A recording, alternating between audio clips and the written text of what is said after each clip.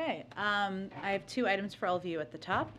Today we have some exciting updates on our competition agenda.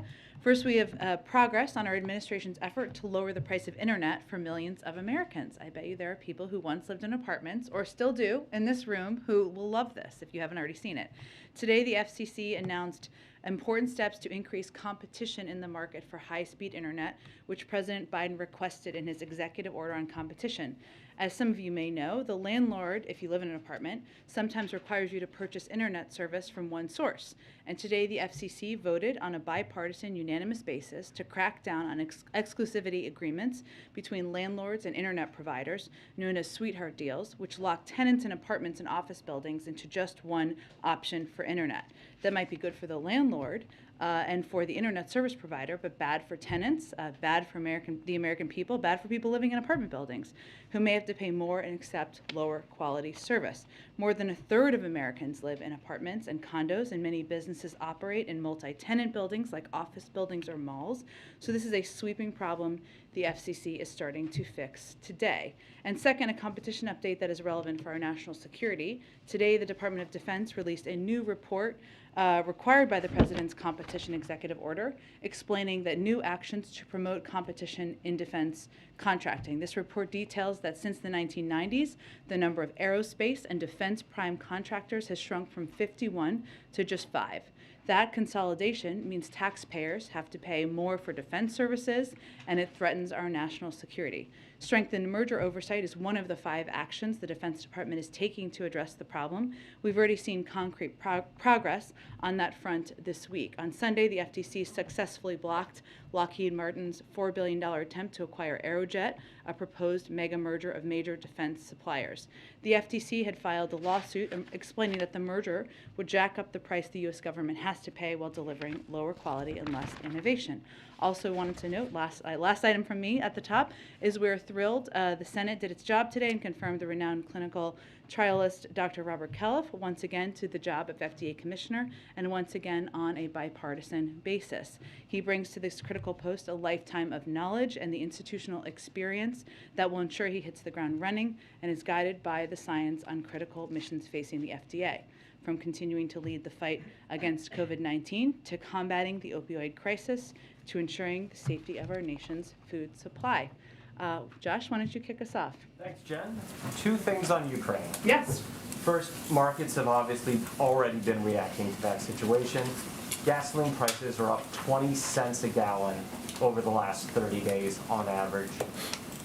Is the president saying that if people are paying more at the pump, that is essentially a direct result of Vladimir Putin's actions, and he is to blame for the current burst we've seen in higher prices? Well, the president wasn't making a market assessment or how the market moves. What he was conveying very clearly to the American public is that if Russia were to invade and we were to put in place crippling sanctions, that would have consequences or an impact here at home. So I know that wasn't exactly how you were asking the question, but that was what he was conveying in his answer. In terms of the price of gasoline, what we've seen is we know back in December, it went down by about 10 cents thanks to tapping the Strategic Petroleum Reserve, something where there are still releases that have been ongoing. The president also made clear in his remarks that he is open to all options are on the table to help bring down the price of gasoline. But he wasn't making a market assessment. He was just making clear to the public that if Russia invades and we put in place crippling sanctions, that would have an impact on the public. And then secondly, on Ukraine, the president talked about diplomatic efforts. Yeah. Could you go into more detail on what those diplomatic efforts could be? Is this going to be more U.S. interaction? Could there be a face-to-face meeting with Putin? And then how would you define success under diplomacy? Is it as simple as no invasion, or are there broader goals you're looking for, given that everything is now on the table, or more things are on the table? Sure. Well, on the first part, you may have seen or not that our Secretary of State spoke with Foreign Minister Lavrov earlier today. The President spoke with President Macron earlier today as well. I think the readout just went out to all of you, or it should be in your inboxes as well. And what he means by ongoing diplomacy is that it will continue at the pace an urgency that you have seen from him over the last several weeks and from his team. And some of it will come from the president, some will come from high-level members of his national security team, and some of it will come from our European partners or NATO allies, who we remain in very close contact with. In terms of engagement with President Putin, as you know, he spoke with him on Saturday, and he believes in the power of leader-to-leader diplomacy, but I don't have a prediction of a next engagement at this point in time. And what about, Oh, how sorry. do you define success? Sorry, I didn't get to that last part of your question. We define success is, I think, how a lot of our European partners and NATO allies would define it, which would be a de-escalation, a proven de-escalation at the border of Ukraine, where the Russians are pulling back their troops, where they are making clear to the global community, to the media, to the public, that they are not invading Ukraine and backing that up with actions. Go ahead. I think, Jen, following up on this energy question, in terms of the impact on our energy, which the president mentioned, and then the consequences here at home, what should Americans be prepared for? Worst case scenario, what should they expect if this happens? Well, I think what the president was touching on was the fact that if Russia decides to invade, there could be consequences here at home, and that could have an impact on energy prices, which could have an impact on prices at the gas pump. And while we are taking active steps to alleviate the pressure on our own energy markets, and every option is on the table to offset rising prices. As you saw the president act last fall, range of options remain on the table. He also wanted to be very clear and direct with the American people about what the impact could be, and the fact that in his view, defending democracy and liberty is never without cost, but we need to convey to the American people exactly what that could look like. One more on Russia. If President Putin decides not to invade, does President Biden consider that a victory? I think the global community would consider that a victory. But again, I think what the president's view is and what the national security team's view is that this is ultimately up to President Putin.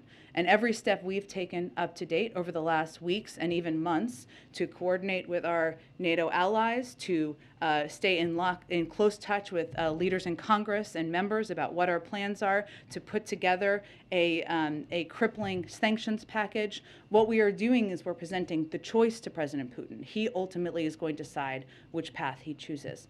Go ahead. Jen, I just wanted to close the loop on a few things. So the Ukraine has been experiencing a number of cyber attacks today. Yeah. A number of its banks were affected. The defense ministry was affected. Has the United States attributed those attacks to Russia? I don't have anything on the attribution at this point in time. I know there have been a range of reports. What I can say is that we have been in touch with the Ukrainians, our allies and partners, working with them to deter and respond to malicious cyber activity. We have also been warning for weeks and months, both publicly and in our engagements with the Ukrainians as well as our European partners, about the potential for Russia to conduct cyber operations in Ukraine, but I don't have anything more specific on attribution at this point. Okay, and just, kind of moving a little bit into the realm of the hypothetical, there are a lot of steps that... Oh, boy. I know. There are a lot of steps that Russia could take that are short of an invasion, but that are still, aggressive. Yeah. Including cyber, including there's this step that their Congress has taken on recognizing these breakaway regions in Ukraine as being, a separatist, legitimately as separatist regions. Would the U.S. respond to any things like that with sanctions as you would to, an actual invasion? We have conveyed before, and I'll reiterate now, that we would be prepared to respond with a range of malicious activities or actions that the Russians were to take. Okay, and then one more thing. I know that you've said that there's very little daylight with you and European allies on this issue. The German Chancellor said today that Ukraine joining NATO is simply not on the table. It's not on an agenda item right now. Is that how you would characterize it from the White House? Well, I think as you've heard the President convey, and you just heard him convey in his remarks, our view from the United States is that nations have the right to sovereignty, to territorial integrity, freedom to set their own course and choose who they associate with. So we, the United States, we're never going to pressure Ukraine or any country to join or not join a global alliance. That is up to them and up to the other members of NATO. Go ahead. Thanks, Jen. Just, you say all options are on the table. Let's be more specific on the possibility of a gas tax holiday. Would the White House support doing that? I have nothing to predict for you at this point, but all options remain on the table. He said in his speech, if Russia attacks Americans in Ukraine, we will respond. Is there specific intelligence suggesting that some kind of targeted attack on Americans in Ukraine is possible? I don't think he was suggesting that. I think as we've conveyed, as we've warned and been very clear about the risks that would be posed to anyone who's in Ukraine, including American citizens, were Russia to invade, one of the biggest militaries in the world, that there would be serious risk to civilians. That's, I think, what he was conveying. And with the Ukrainian president slated to be out of his country this weekend to go to the Munich Security Conference, do you guys think that's a good idea for him to be gone right now? I don't think we have an assessment on that from here. Obviously, the Munich Security Conference is an opportunity for any leader to engage with, communicate with other leaders in the world, and obviously the vice president is going, as you know. He's got a busy day, obviously, with Ukraine, but has the president talked to any Supreme Court nominee? Have any interviews been scheduled? Will they I'm going happen to in person? disappoint you here, Ed, and just convey that I think we're not going to give day-to-day updates from here moving forward about whether or not he's done interviews. What I can confirm for you is we're still on track to for the president to make a decision and make an announcement before the end of the month, which is in 2 weeks. We file that under the gotta He ask. will do some interviews in the next 2 weeks. That's what I can confirm for you. Go ahead, Jackie. Thanks, Jen. We've been told for a long time that some cyber attacks would likely precede an invasion. So if it turns out that Russia is behind what happened today, or is, I guess how I should phrase it is there work being done quickly to figure out if Russia is behind what happened today so that sanctions can be imposed before there is bloodshed? Or is the calculus still sort of centering on force on force or some, passing over the Sure. Well, we are constantly doing those assessments, and certainly as any cyber attack happens, that is certainly a process that happens behind the scenes and that our intelligence community and our national security community undertakes, as it would be in this case as well. I would note, though, as it relates to sanctions, one, there's a range of means that we could respond, both seen and unseen, so it's to a cyber attack or any other attack, and the president has the purview to do whatever he chooses in that regard. But our view remains that the crippling package of sanctions is an effective deterrent. So if you do that all in advance, what is to stop them from moving forward? Now, that may be a different of policy issue, different as of opinion, I should say, on policy issues with some in Congress, and that's okay, but that is our view from the administration. And then this may or may not be related at all, but is there any information on what caused the power outage on the North Lawn? I mean, every TV network lost power at the same time during It was a very President's remarks. inconvenient time, I will just note for all of you and for us. I don't have any assessment of that, no, Okay. or yes. And Go then ahead. does the White House view Ukraine giving up on NATO aspirations as a possible off-ramp? Understand that, the president has said, the administration has said over and over that, NATO members would not, encourage or would not give up that ability for someone else to join. But, they do have a long way to go.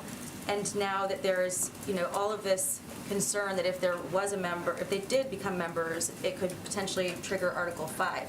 Is there any discussion among NATO allies about, how significant it would be if Zelensky were to make that offer himself?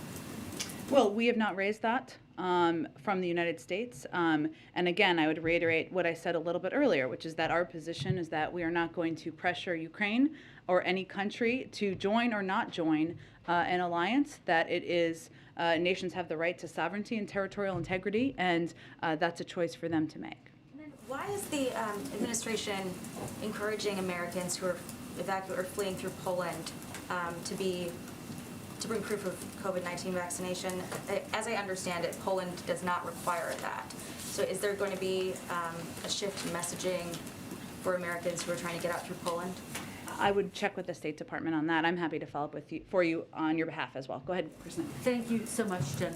I want to circle back to the idea of what de-escalation would look like and how the administration would trust that it were actually real. Do you have a sense of how many troops you would need to actually see with your own eyes through satellite images or otherwise would need to withdraw in order for this administration to feel as though Putin were in fact de-escalating? Well, I think, Kristen, that is a decision that we would make in partnership with our NATO allies, right, and European countries, and you look at everything from satellite imagery, something that many of you have access to validation and verification of what they're saying they would do. So I'm not going to be in a position, nor would I expect the Defense Department would be, to give you a troop number, but I think it would be very clear if that were a step they were taking. Okay, and I think there have been a lot of mixed messages publicly coming out today. Among them, the NATO Secretary General said that there is cause for cautious optimism when it comes to some of these talks that are happening behind the scenes. Does the administration, does the president share that cautious optimism? Because we heard from the president very firm language. Well, the president also conveyed it would be positive if it was verified that they pull back their troops. And certainly the openness to diplomacy is something that everybody should support, and I think our NATO allies would support as well. At the same time, we've seen this playbook before, and especially given the history of President Putin and the Russians, their history of false flag operations, of misinformation, we need to verify. So, and I guess that's my question. Does the administration share the NATO Secretary General's cautious optimism? I think I don't think we need to put in more words than what the president just conveyed in a speech to the country. GOP senators have unveiled a sanctions bill. Have you assessed whether or not this is something the administration wants to see some movement on? Is this something that you would potentially support, given that the bipartisan talks stalled? Not yet, because it just came out. But again, our view remains that a bipartisan effort would be the best effort moving forward. And as I conveyed to Jackie a few minutes ago, our view continues to be that the crippling sanctions package we've designed is meant to be a deterrent. Go ahead, Ken. Jen, the Senate's working on this stopgap funding bill. The deadline is Friday. What's the level of confidence that the president will be able to sign that extension by Friday? And separately, has the administration been talking to the two Republican senators who raised concerns, Senator Lee and Blackburn? We are engaged with a range of Democrats and Republicans, and certainly we are hopeful that we will be able to sign this. I would note, though, that I believe, and correct me if I'm wrong here, that one of Senator Blackburn's primary concerns is about a relation to the funding of crack pipes. Is this correct? Which is not an issue. So this is an issue that what is happening here is its potential to hold up funding the government and important programs around an issue that is not an issue, because we've been very clear that we are not providing funding for crack pipes. And then the Senate Banking Committee had planned to vote on your Fed nominees today. Yeah. There was a holdup there. Republicans have objected to Sarah Bloom Raskin's nomination. What does the administration think of this delay? And is the administration going to provide any additional details to Senator Toomey, some of the issues that he's raised? Well, let me first say that this is in a very extreme step that's totally irresponsible in our view. It's never been more important to have confirmed leadership at the Fed to help continue our recovery and fight inflation. And obviously they have a unique role to play, an important, a vital role to play as it relates to inflation. And I think Democrats and Republicans have agreed on that for decades. So Republicans are out there saying inflation's a problem, it's a huge issue, we agree. And then they're not even bothering to show up to even vote against these nominees to the Federal Reserve. What message is that sending to the American public? So and I would note just on Sarah Bloom Raskin, since you asked me about her as well, she's one of the most qualified individuals to ever be nominated to the Federal Reserve. She's made the strongest ethics commitments in the history of the Fed, even as she's made extensive disclosures to the Banking Committee as a natural part of the process. Senator Toomey has continued to promote false allegations that have already been shot down by ethics experts, the Kansas City Fed, the founder of the Reserve Trust, and Sarah Bloom Raskin herself. So we're going to continue to work with Chairman Brown on a path forward and look forward to the Banking Committee eventually holding a vote to confirm these 5 nominees. Go ahead. Is there any entertaining of other options if it stalls in committee? There appears to be some question about whether the Senate as a whole can advance these nominations. Is that something you're exploring, or is that something that you don't think you have the power to do? You mean in terms of different legislative processes or different? There's some speculation that the full Senate could sort of skip the committee vote if it stalls out and bring them forward. Sure. Do you believe that the Senate has that power, or does it have to go through committee? Our focus right now is on working with Chairman Brown on moving these nominees through the committee. Can I ask also on COVID funding? HHS briefed Congress this week requesting about $30 billion in funding. Can you give us a sense of A, can you confirm that? B, what in particular do you need this funding for, and has the existing funding been allocated? Sure. So HHS's briefing today or this afternoon was a part of our regular conversations with Congress about various resource needs, including what is needed for COVID response. This is important because while we continue to have sufficient funds to respond to the current Omicron surge in the coming weeks, our goal has always been to ensure that we are well prepared to stay ahead of the virus. So we've been in these ongoing conversations about what those needs might look like, and this was a part of that effort.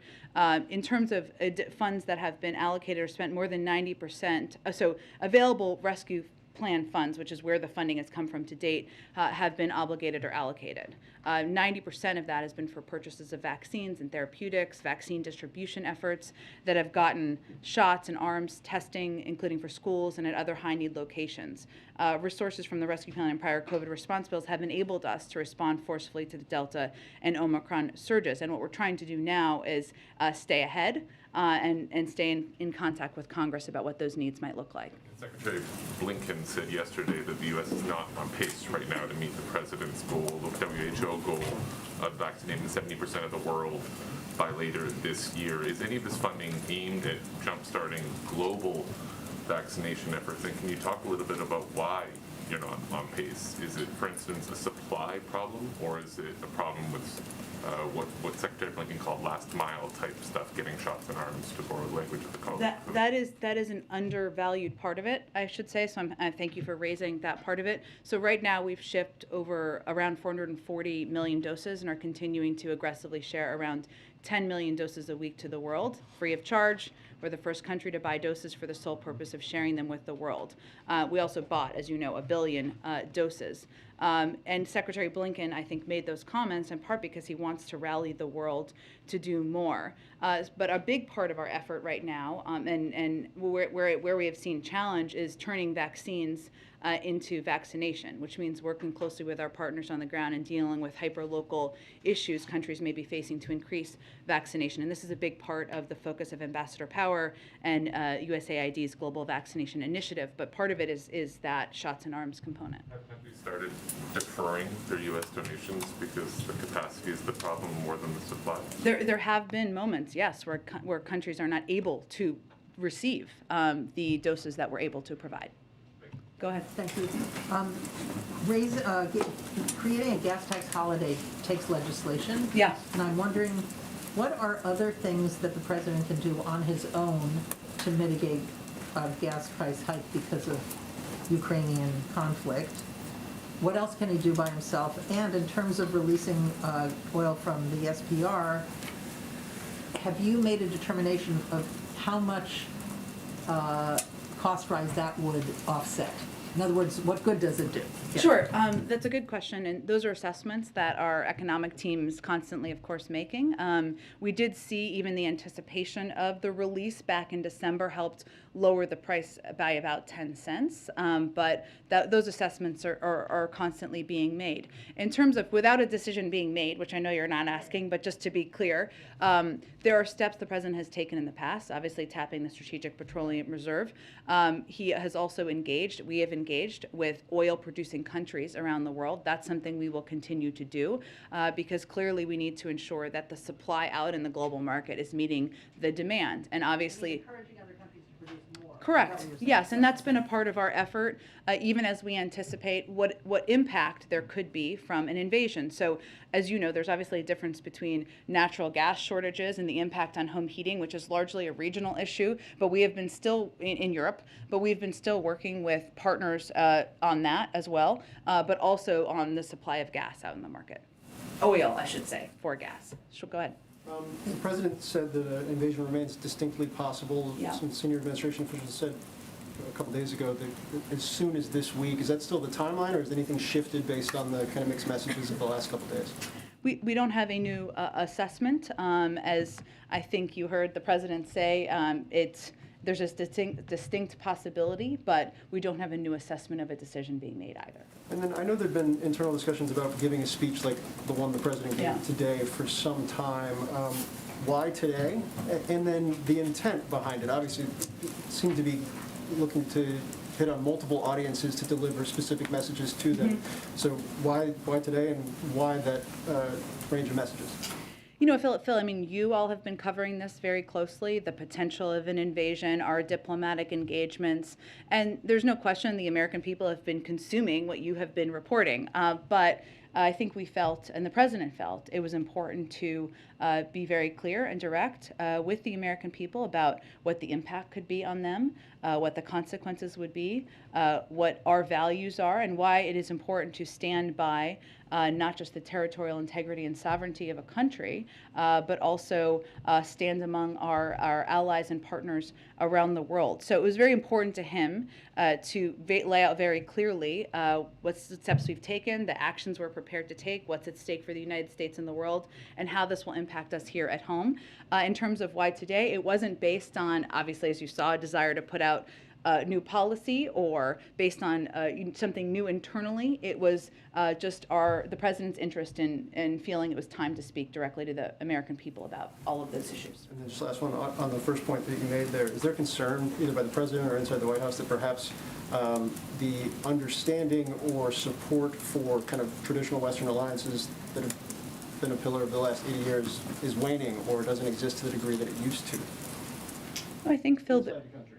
yeah, no, it's a good question. I don't have any data assessment of that, but we also are fully aware of the fact that right now the American people are still grappling with a pandemic. They're grappling with rising costs, two big issues the president speaks to quite frequently.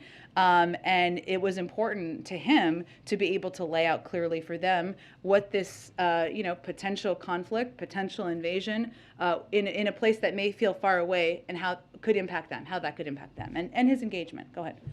Thank you, Jen. President Biden today said there's 150,000 Russian troops encircling Ukraine. That appeared to be a higher number than previously reported.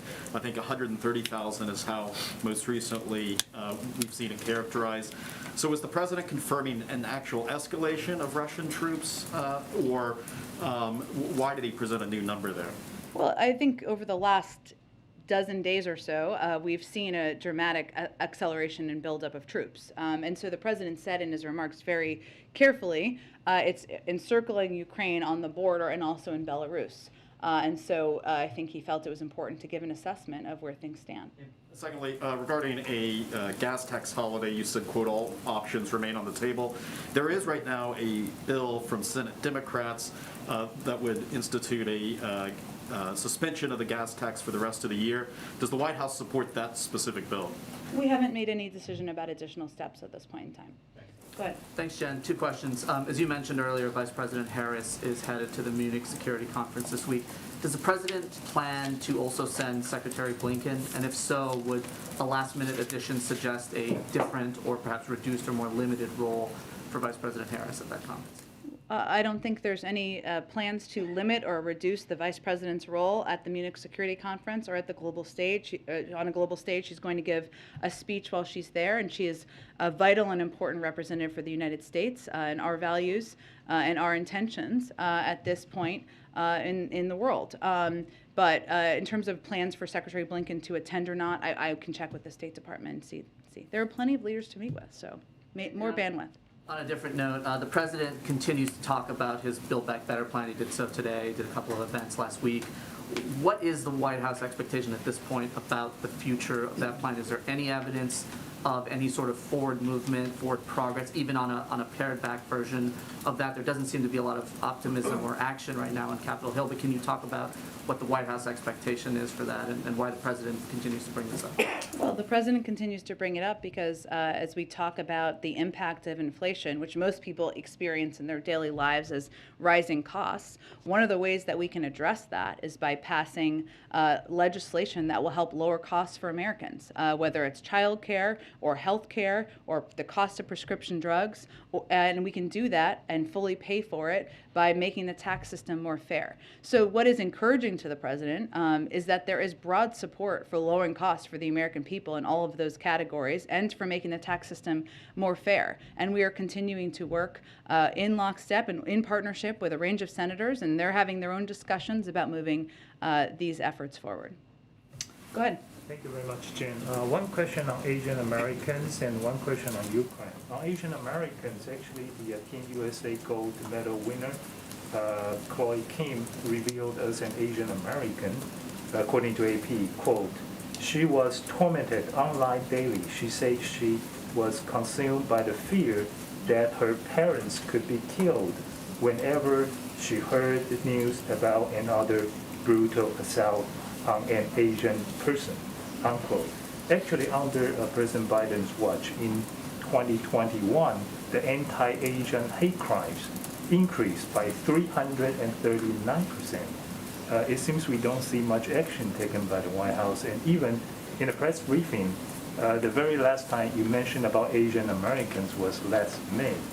So will the president take some action or even just record a video like what he did last year to raise the awareness? Well, let me say first that Chloe Kim, I'm obsessed with the Olympics, so I'm just going to give you a little biography here, but she's 21 years old, and she made those comments, which is incredibly courageous and brave that she spoke out about the fear she has for her family members. And she's not the only Asian American to do that, but she is somebody who is now a double gold medalist, amazing. And so I just want to take a moment to applaud her for her courage in doing that.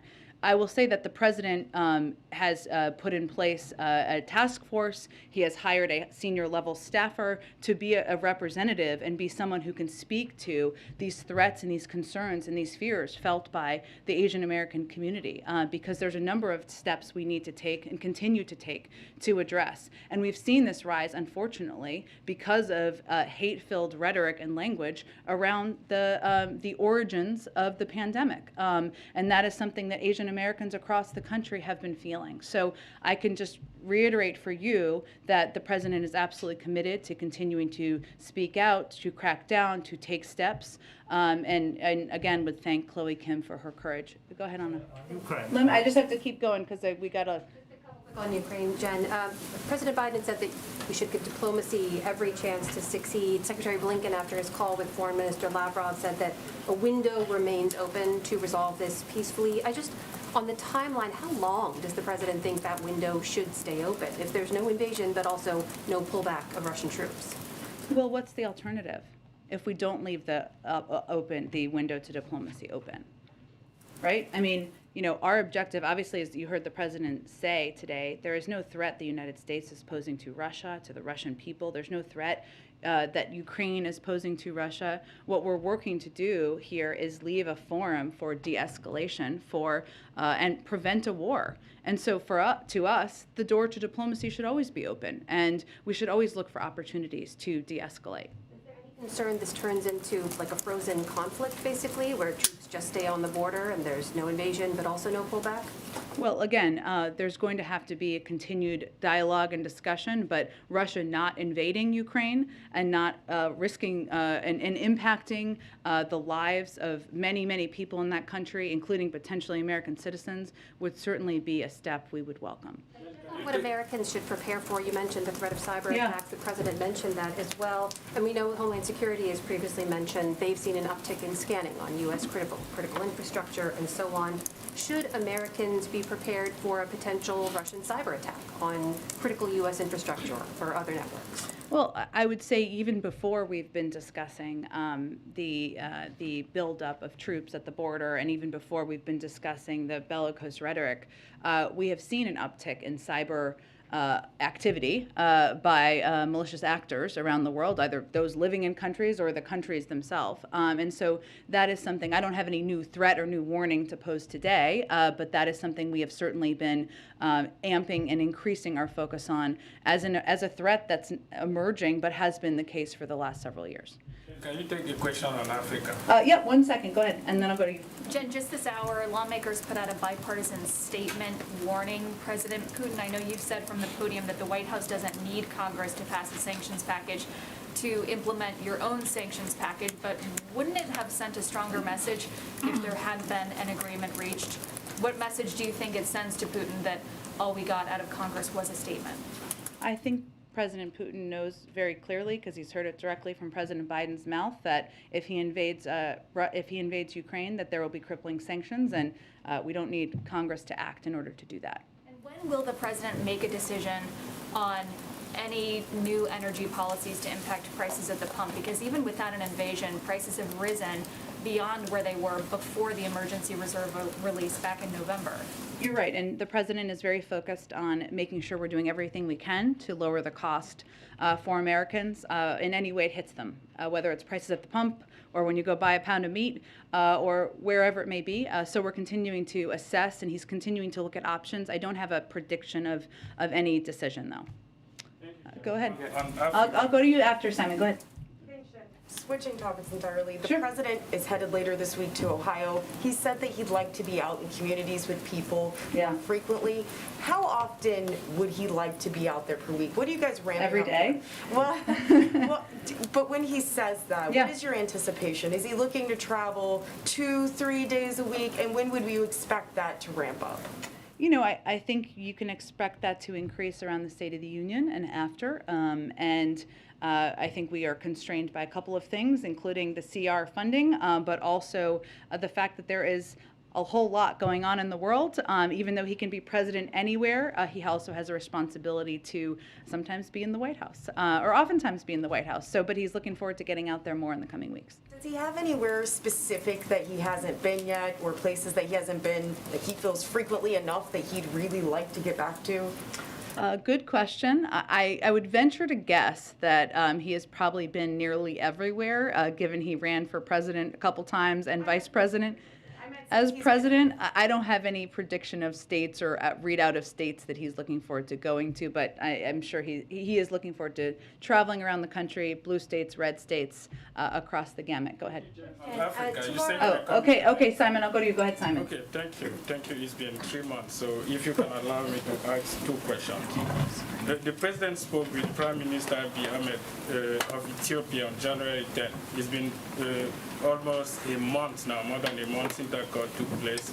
And the WHO yesterday released a statement saying that they still don't have access to the Tigray region for humanitarian access because the government is not allowing them to have fuel.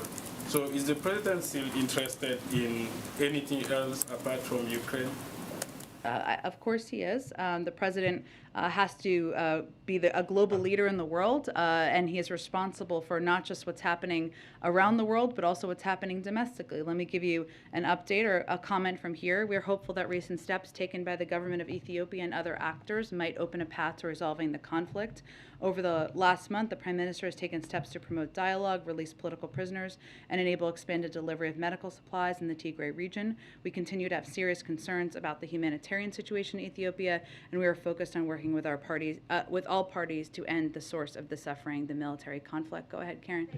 President Zelensky tomorrow is calling for a day of unity, a national holiday tomorrow in Ukraine. His message for the last couple of days, if not longer, has been don't panic to Ukrainians.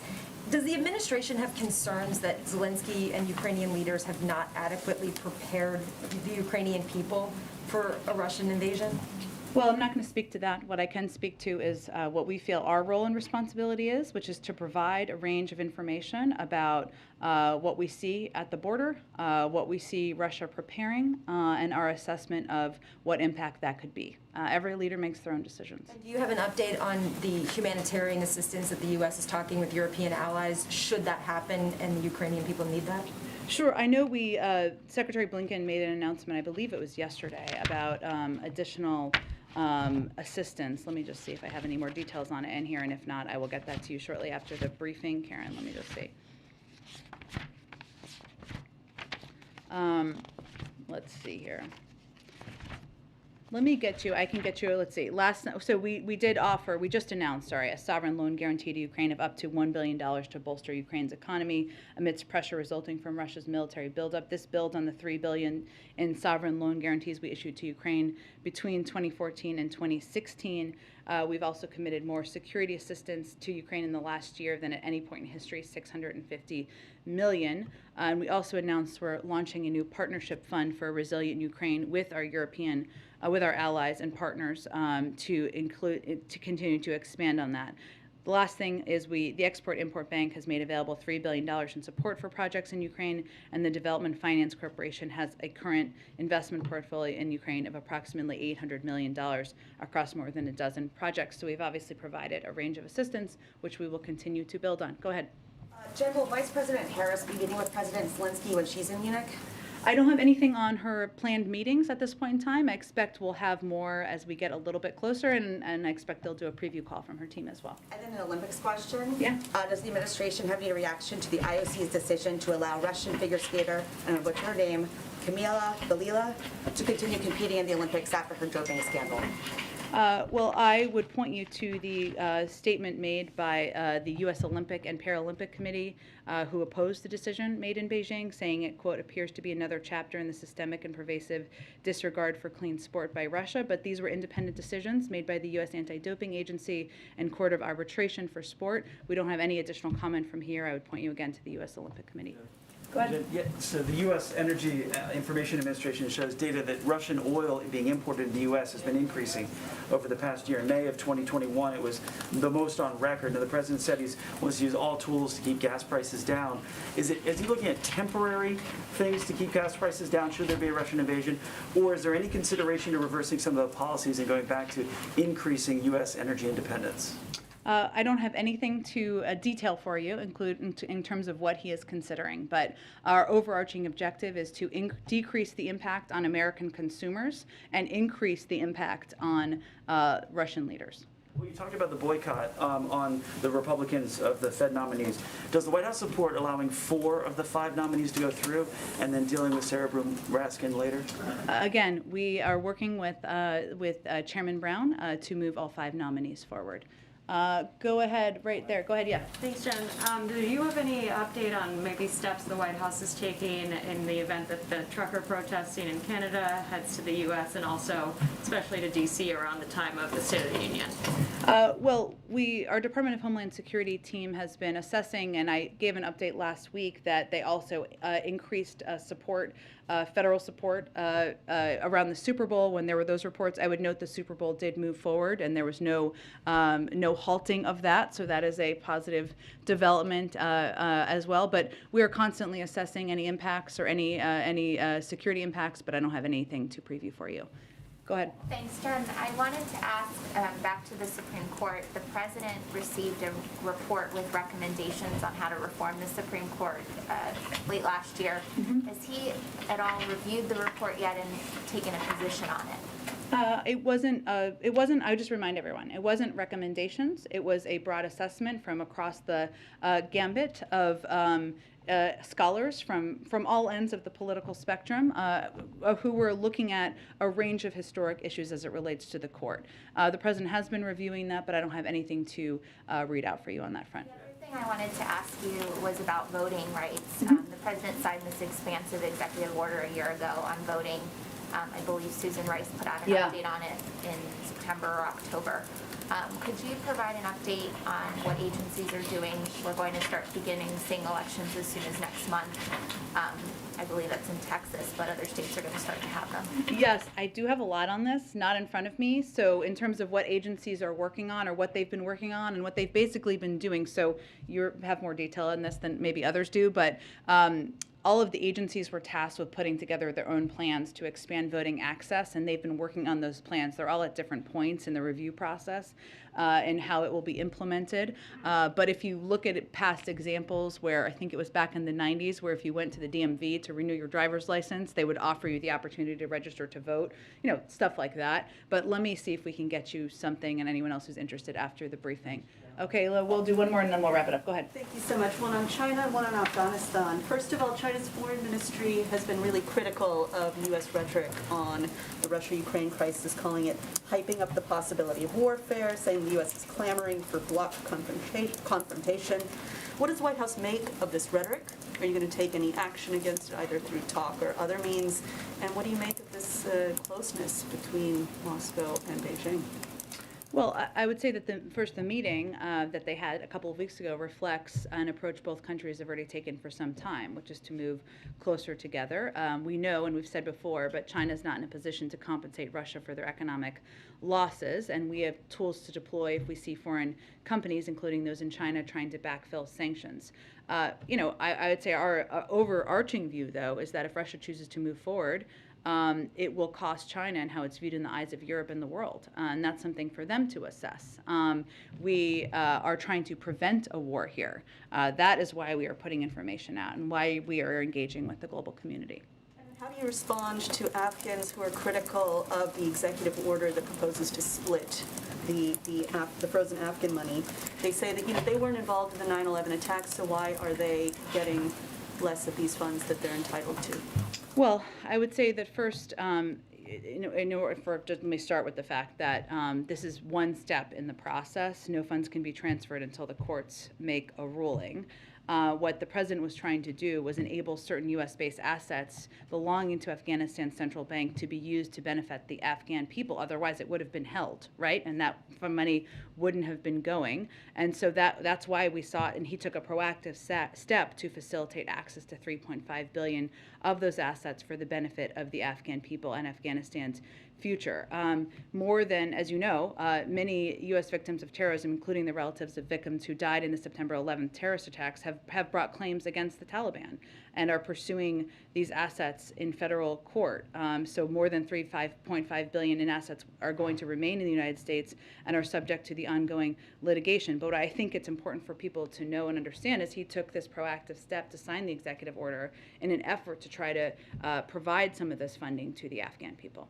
When will that happen? The courts have to rule in order for it to happen. $3.5 billion. Right. The courts have to rule in order for any of the funding to move forward, I believe is my understanding. How's that proactive then? He's making clear that he believes that half of the funding should go to the Afghan people for humanitarian purposes. Thanks, everyone. Thanks, Jen. Will President Biden meet in person with the Russian president? I think